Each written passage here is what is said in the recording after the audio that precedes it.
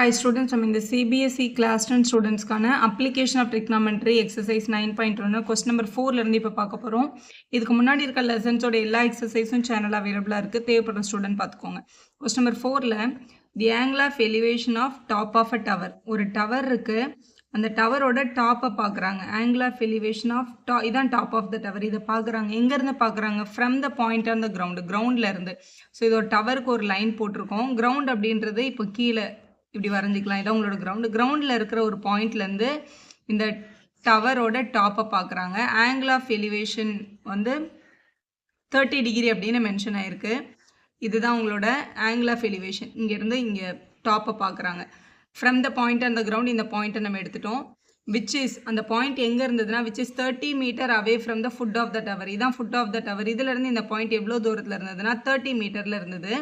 தி angle வந்து 13 கொடுத்துருக்காங்க. இது வந்து 30 degree. Find the height of the டவர்னு கேட்டிருக்காங்க. அப்போ இதுதான் ஹெச், இதை தான் நம்ம கண்டுபிடிக்கணும். ஸோ நமக்கு இப்படி ஒரு ட்ரையாங்கிள் கிடைக்குது. ஸோ ஏபிசி, நீங்கள் உங்கள் இஷ்டம், நீங்கள் என்ன வேணாலும் நேம் எடுத்துக்கலாம். இப்போ இந்த ஏபின்றது தான் வந்து நம்ம டவர் அப்படின்னு எடுத்திருக்கோம். அதை தான் நம்ம கண்டுபிடிக்க போகிறோம். இந்த ஆங்கிள் கொடுத்துருக்காங்க. இந்த ஆங்கிள்லேருந்து பார்க்கும்போது இந்த சைடு வந்து உங்களோட ஆப்போசிட் சைடு. எப்போவுமே இந்த ரைட் ஆங்கிளோட பெரிய சைடு, லாங்கஸ்ட் சைடு வந்து ஹைபாட்டனஸ், மிச்சம் இருக்கிற சைடை வந்து அட்ஜசன்ட் அப்படின்னு எடுப்போம். கொஸ்டினில் ஆப்போசிட்டை கேட்குறாங்க, அட்ஜசன்ட்டை கொடுத்துட்டாங்க. ஸோ கொடுத்துருக்கிற சைடையும் கேட்குற சைடையும் யூஸ் பண்ணி தான் ரேஷியோ எழுதணும் எப்போவுமே. ஸோ ஆப்போசிட்டும் அட்ஜசன்ட்டும் வச்சு என்ன தீட்டா வரும்னு பார்த்தா tan தீட்டா வரும். அப்போ நம்ம கண்டிப்பாக tan தீட்டா தான் அப்ளை பண்ணியிருக்கணும். tan theta is equal to opposite by adjacent அப்படின்னு எடுத்துக்கலாம். tan தீட்டாக்கு பதிலாக அவங்க கொடுத்த ஆங்கிள் வந்து 30. அப்போ tan 30 is equal to opposite சைடோட நேம் வந்து ஏபி, நம்ம ஹெச்ன்னு கூட போட்டுக்கலாம். அட்ஜசன்ட் வந்து பிசி. இப்போ டேபிள் வேல்யூ தான் அப்ளை பண்ணணும். tan 30 டிகிரி, tan 30 டிகிரியோட டேபிள் வேல்யூ தான் நம்ம டேபிள் வேல்யூ. tan 30க்கு 1/√3. அப்போ இது 1/√3ன்னு போட்டுக்கலாம். ஏபியோட வேல்யூ கொஸ்டினில் நம்ம ஹெச்ன்னு எடுத்திருக்கோம். பை பிசியோட வேல்யூ கொஸ்டினில் 13 கொடுத்துருக்காங்க. அப்போ இங்கே 30 அப்படின்னு எடுத்துக்கலாம். இங்கே டிவைடில் இருக்க 30 அந்த பக்கம் போனால் மல்டிபிள் ஆகும். அப்போ 30/√3 இஸ் ஈக்குவல் டு ஹெச்ன்னு கிடைக்குது. டினாமினேட்டரில் √3 இருந்ததுன்னா அது வந்து ஒரு ரேஷனல் ஃபார்ம் கிடையாது. அதனால மல்டிபிள் அண்ட் டிவைட் பை √3 பண்ணிக்கிறோம். ரேஷனலைஸ் த டினாமினேட்டர் பண்ணுறோம். இப்படி பண்ணுறதுனால நமக்கு மேலே 30 × √3 30√3யும் கீழே √3 × √3 3யும் கிடைக்கும். இந்த 3யும் 30யும் 10 டைம்ஸ் அப்படின்னு சொல்லி கேன்சல் பண்ணிடலாம். இதுதான் ஹெச். இங்கே 30 வந்து மீட்டரில் கொடுத்துருக்காங்க. அப்போ இதை 10√3 மீட்டர்ஸ் நம்ம எழுதணும். ஸோ என்ன கேட்டிருக்காங்களோ அதை ஃபைனலாக இந்த மாதிரி எழுதி கம்ப்ளீட் பண்ணுங்கள். நெக்ஸ்ட் கொஸ்டின் நம்பர் 5 பார்க்கலாம். A kite is flying at the height of 60 metre above the ground அப்படின்னு கொடுத்துருக்காங்க. எப்போவுமே கிரவுண்டுன்றதை வந்து இப்படி கீழே வந்து ஹாரிசாண்டல் லைனாக எடுத்துக்கணும். இங்கே ஒரு கைட் இருக்குன்னு வச்சுக்கலாம். இந்த கைட் வந்து கிரவுண்ட்லேருந்து 60 மீட்டர் அபோவ் பறக்குது அப்படின்னா கிரவுண்ட்லேருந்து இப்படி ஒரு ஸ்ட்ரெயிட் லைன் போட்டு இதுதான் 60 மீட்டர்ஸ் அப்படின்னு கொடுத்துருக்காங்க. இதுதான் கைட்டோட பொசிஷன். நான் கேன்னு எடுத்துக்கிறேன். The string attached to the kite is temporarily tied to a point on the ground. கிரவுண்டில் இருக்க ஒரு பாயிண்டில் இந்த கைட்டோட ஸ்ட்ரிங்கை வந்து இப்படி அட்டாச் பண்ணியிருக்காங்க. The angle of inclination of the string with the ground வந்து 60 டிகிரி. இந்த கைட்லேருந்து ஒரு ஸ்ட்ரிங் எடுத்து இங்கே கிரவுண்டில் வந்து ஒரு பாயிண்டோட இப்படியே அட்டாச் பண்ணியிருக்காங்க. இந்த ஸ்ட்ரிங் வந்து கிரவுண்ட் கூட மேக் பண்ண ஆங்கிள் வந்து 60 டிகிரியாக இருந்தது அப்படின்னா find the length of the string. இந்த ஸ்ட்ரிங்கோட லென்த்தை கண்டுபிடிக்க சொல்கிறாங்க. இதை நம்ம எல்லுன்னு எடுத்துக்கலாம். Assume that there is no slack in the string. இந்த ஸ்ட்ரிங்கில் வந்து எந்த முடிச்சும் இல்லை. இது வந்து கரெக்டாக ஸ்ட்ரெயிட்டாக இருந்ததுன்னு வச்சுட்டு இந்த எல்லை கண்டுபிடிங்க அப்படின்னு சொல்லியிருக்காங்க. இதான் கொஸ்டின். இப்போ இது உங்களோட ஆங்கிள். எப்போவுமே இந்த ஆங்கிளுக்கு ஆப்போசிட்டில் வர்ற சைடு தான் வந்து உங்களோட ஆப்போசிட் சைடு. அப்போ இதான் உங்களோட ஆப்போசிட் சைடு. இது வந்து 90 டிகிரிக்கு எதிரில் வர்ற லாங்கஸ்ட் சைடு வந்து நம்ம எப்போவுமே ஹைபாட்டனஸ் அப்படின்னு சொல்லுவோம். மிச்சம் இருக்க ஒரு சைடு அட்ஜசன்ட். கொஸ்டினில் ஆப்போசிட்டுக்கு வேல்யூ கொடுத்துருக்காங்க, ஹைபாட்டனஸோட வேல்யூவை கேட்குறாங்க. அப்போ ஆப்போசிட்டும் ஹைபாட்டனஸும் வச்சு தான் நம்ம ரேஷியோ எழுதணும். ஸோ இதுதான் நம்மளோட பேசிக் ரேஷியோஸோட ஃபார்முலா. நம்ம கொஸ்டினில் ஆப்போசிட்டும் ஹைபாட்டனஸும் தேவைப்படுறதுனால ஆப்போசிட் ஹைபாட்டனஸ் வச்சு சைன் தீட்டா தான் வரும். அப்போ sine theta equal to opposite by hypotenuse அப்படின்னு எழுதிக்கோங்க. சைன் தீட்டாக்கு பதிலாக கொஸ்டினில் 60 டிகிரி கொடுத்துருக்காங்க. சைன் 60 இஸ் ஈக்குவல் டு ஆப்போசிட்டில் இருக்கிற சைடு வந்து இப்போ நான் இங்கே கே எடுத்திருக்கேன். எல்எம், ஏதாவது ட்ரையாங்கிளுக்கு ஒரு நேம் எடுத்துக்கோங்க. இல்லை LK/LM அப்படின்னு எழுதலாம். இல்லை டேரெக்டாக நம்ம எடுத்திருக்க வேல்யூ எழுதினாலும் ஓகே தான். ஆப்போசிட்டில் இந்த ஆங்கிளுக்கு ஆப்போசிட்டில் வர லென்த் வந்து 60. அப்போ இங்கே 60 அப்படின்னு போட்டுக்கலாம். டிவைடட் பை ஹைபாட்டனஸாக நம்ம ஸ்ட்ரிங்கோட லென்த் வந்து ஸ்மால் எல் எடுத்துருக்கோம். இங்கே எல்லுன்னு எடுத்துக்கோங்க. sin 60யோட டேபிள் வேல்யூ தான் அப்ளை பண்ணணும். sin 60யோட டேபிள் வேல்யூ பாருங்கள். sin 60 டிகிரியோட டேபிள் வேல்யூ √3/2 அப்படின்றது. அப்போ sin 60 எடுத்துகிட்டு அதுக்கு பதிலாக √3/2ன்னு அப்ளை பண்ணோம். அப்போ இது வந்து √3/2, இங்கே வந்து 60/6 ஸ்ட்ரிங்கோட லென்த் வந்து எல்லுன்னு இருக்குது. இப்போ இந்த எல்லை தான் நம்ம என்ன பண்ணோம்னா ஃபைண்ட் பண்ணணும். ஸோ எல் அங்கே எடுத்துகிட்டு போயிடலாம், 2வை இந்த பக்கம் எடுத்துகிட்டு வந்துடலாம். அப்போ நமக்கு என்ன கிடைக்கும்னா இங்கே வந்து √3L = 60 × 2 அப்படின்னு கிடைக்குது. மல்டிப்பிள் இருக்க √3 அங்கே வந்தால் டிவைட் ஆகும். அப்போ L = 120/√3 அப்படின்னு கிடச்சிருக்கும். டினாமினேட்டரில் √3 இருந்தால் இது வந்து ஒரு இரேஷனல் நம்பர். ஸோ ரேஷனலைஸ் பண்ணுறதுக்காக மேலேயும் கீழேயும் √3ஆல் மல்டிபிள் பண்ணிக்கிறோம். இப்போ L = மேலே 120/√3 இருக்கும், கீழே √3 × √3 3 ஆகிடும். 3யும் 120யும் கேன்சல் ஆகும் 40 times. So length of the string எடுத்து எழுதி கம்ப்ளீட் பண்ணுங்கள். Next question number 6 பார்க்கலாம். 1.5 meter tall boy is standing at some distance from the 30 meter tall building அப்படின்னு கொடுத்துருக்காங்க. ஸோ ஒரு 30 meter tall building இருக்குன்னு வச்சுக்கலாம். முதல்ல இங்கே வந்து ஒரு கிரவுண்ட் இருக்குது. ஸோ கிரவுண்டில் 1.5 meter tall boy நின்றுட்டு இருக்கான். ஸோ இது வந்து ஒரு 1.5 மீட்டர்னு எடுத்துக்கலாம். இது அந்த பாயோட height. So 1.5 meter tall boy இங்கே இருக்கான். இங்கேருந்து the angle of elevation from his eyes to the top of the building increases from 30 to 60 as he walks towards the building அப்படின்னு சொல்லியிருக்காங்க. இங்கே நின்றுட்டு இருக்க பையன் பில்டிங்கை நோக்கி நடக்கும்போது as he walks towards the buildingனு சொல்லியிருக்காங்களா. அப்போ இங்கே நின்றுட்டு இருக்க பையன் கொஞ்ச நேரம் கழிச்சு இவ்வளோ தூரம் நடந்து வந்திருக்கான். இங்கேயும் அவனோட லென்த் வந்து 1.5 மீட்டர் இருந்திருக்கும்.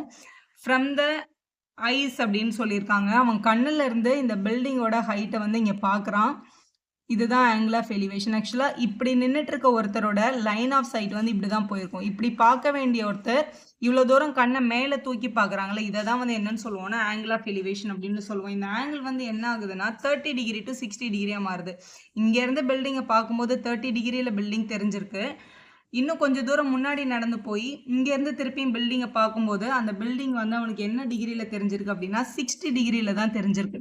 பில்டிங் பக்கத்தில் போக போக நம்ம வந்து கழுத்தை நல்லா தூக்கி தான் பார்க்க முடியும். ஆங்கிள் வந்து என்னவாயிட்டே தான் வரும், அதிகமாகிட்டே தான் வரும். இதான் அவங்க வந்து கொஸ்டினில் மென்ஷன் பண்ணியிருக்காங்க. ஒரு பையன் ஒரு பில்டிங்கோட டாப்பை பார்க்குறான்.